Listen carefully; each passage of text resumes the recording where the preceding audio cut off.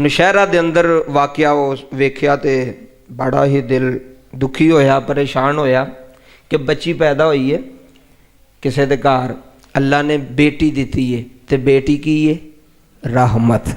की है बेटी? जिन्हों के वेड़े है ने वो बोलन बेटी की है जी रहमत। रहमत की दी है? रब दी। तो रब ने भेजिया तेरे घर, तो तेरिया मुश्किलां खत्म हो जानियां ने, टेंशन खत्म हो जानी जिहदे घर बेटी आ जाए।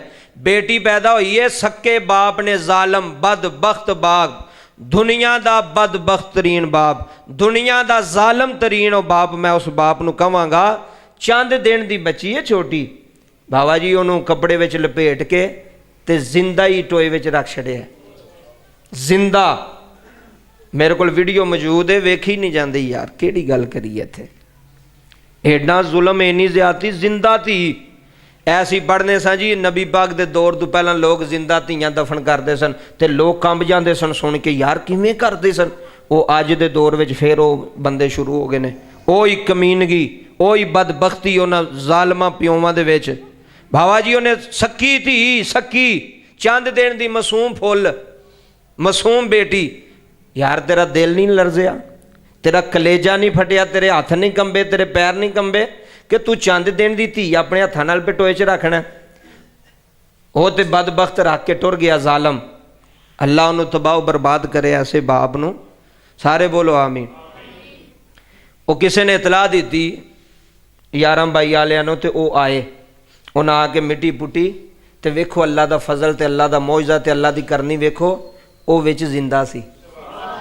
वाह मालका, तू जिन्नू चाहे जिंदगी देवे है, टोयां विच भी कबरां विच भी जिंदा रख सकना है। अल्लाह की मर्जी नहीं सी इनू खत्म करने दी, तू जिड्डा मर्जी जालम बन, जिड्डा मर्जी बदबख्त बन, अल्लाह की मर्जी नहीं। अल्लाह ने साह देने सन। ऐ सुनियो गल, लूं कंडे खड़े हो जाते हैं।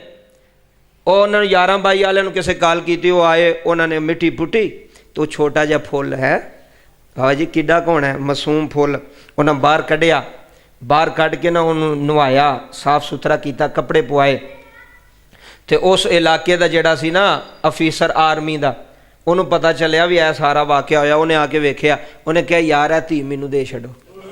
ऐजे ऐसे भी है जे बंदे बाबा जी, जिथे फिरौन ने उथे मूसा भी है ने, जिथे शैतान ने उथे इंसान भी है ने, अल्लाह वाले भी है ने।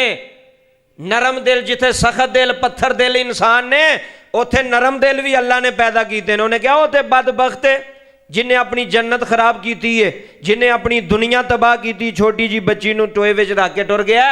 अगर तुसी आखो तो इस धी नूं मैं अपने कोल ना रख ला, इस बेटी नूं मैं अपने कोल ना रख ला। उन्हें कानूनी कार्रवाई करके उस आर्मी के अफीसर नूं ना वो छोटी जी बच्ची दे छड़ी।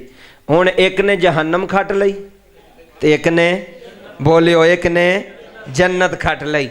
बेटी रहमत है, तू गुस्से नाल भी ना वेख बेटी नूं, तू दाबा भी ना मार बेटी नूं कि बेटी रहमत है।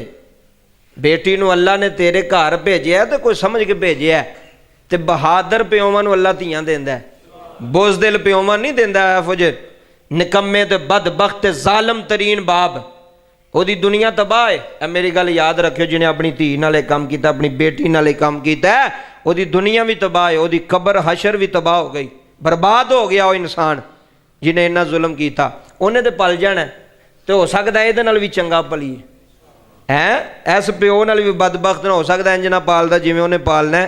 अल्लाह रखण वाला हुंदा है। कौन रखण वाला हुंदा है? अल्लाह रखण वाला हुंदा है। अल्लाह जिन्हों चाहे जिंदगी देवे, अल्लाह जिन्हों चाहे मौत देवे।